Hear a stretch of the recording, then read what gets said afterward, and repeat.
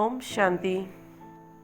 आज हम सभी राजऋषि शब्द की वास्तविक परिभाषा पर विचार करेंगे।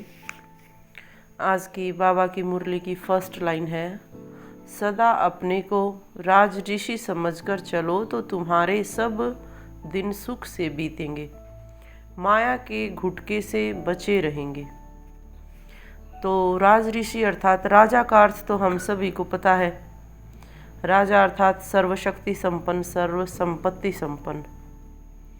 जो सबसे ऊंच उपाधि होती है वो राजा की होती है। और ऋषि का यदि शाब्दिक अर्थ हम देखें तो शाब्दिक अर्थ होता है विलक्षण दर्शन शक्ति, हमारी पवित्र शक्ति। तो ऋषि अर्थात जिन्होंने अपनी विलक्षण एकाग्रता के बल पर गहन ध्यान में विलक्षण शब्दों के दर्शन किए, विलक्षण ज्ञान को अपनी एकाग्रता व ध्यान से दर्शन किया, वह होता है ऋषि। तो ऋषि कई प्रकार के बताए गए हैं, लेकिन बाबा ने हम बच्चों को राज ऋषि की उपाधि दी है। तो राज ऋषि वह होता है जो राजवंश या क्षत्रिय कुल से संबंधित हो, से उत्पन्न हुआ हो। इसके लिए केवल दो ही ऋषियों का उदाहरण सामने आता है। एक तो ऋषि विश्वामित्र और राजा ऋषि जनक।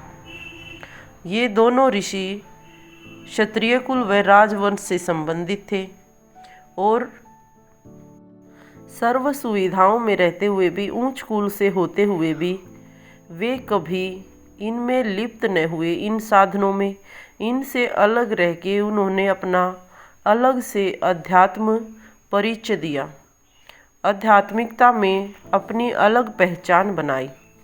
तो वही उपाधि वास्तव में हम बच्चों के लिए है कि जो अब संगम पर स्वयं को राजऋषि समझ के चलेंगे, वही भविष्य में देवपद पाएंगे। तो आज की मुरली से में बाबा कहते हैं, तुम जो राजऋषि हो, तुम्हारे भी सुख के दिन यहीं पर बीतने चाहिए। अगर बच्चे अपने को राजऋषि समझते हैं और निश्चय अटल अडोल कायम है, तो अर्थात हमारा निश्चय होना चाहिए कि हम राजऋषि हैं, परमात्मा के बच्चे होते हुए हर सुख सुविधा लेते हुए भी उससे विरक्त है। यदि यह उपाधि हम अपनी भूल जाते हैं, राजऋषि शब्द की श्रेष्ठ स्मृति को भूल जाते हैं, तो घड़ी घड़ी माया के झुटके आते रहेंगे। तो बाबा हमसे चाहते हैं कि सभी बच्चों को, सभी ब्राह्मण कुलभूषणों को, स्वदर्शन चक्रधारी बच्चों को सदा यह स्मृति में रहना चाहिए कि हम सब राजऋषि हैं, राजाई के लिए पुरुषार्थ कर रहे हैं। अर्थात अब संगम पर जितने हम संतुष्ट, सुख व संपन्न रहेंगे, हमें परमात्मा मिल चुके हैं, इस स्मृति में रहेंगे और वह हमें राजाई देने के लिए पढ़ाई पढ़ा रहे हैं। यह है राजऋषि की वास्तविक परिभाषा। स्वयं को राजऋषि समझने से ही हमारे हर कर्म श्रेष्ठ होंगे और श्रेष्ठ कर्म होंगे तो श्रेष्ठ तकदीर बनेगी। यही आज का वरदान है कि जितनी श्रेष्ठ स्मृति उतने श्रेष्ठ कर्म, और जितने श्रेष्ठ कर्म उतना ही पद्मा पदम भाग्यशाली हम बच्चे बनेंगे।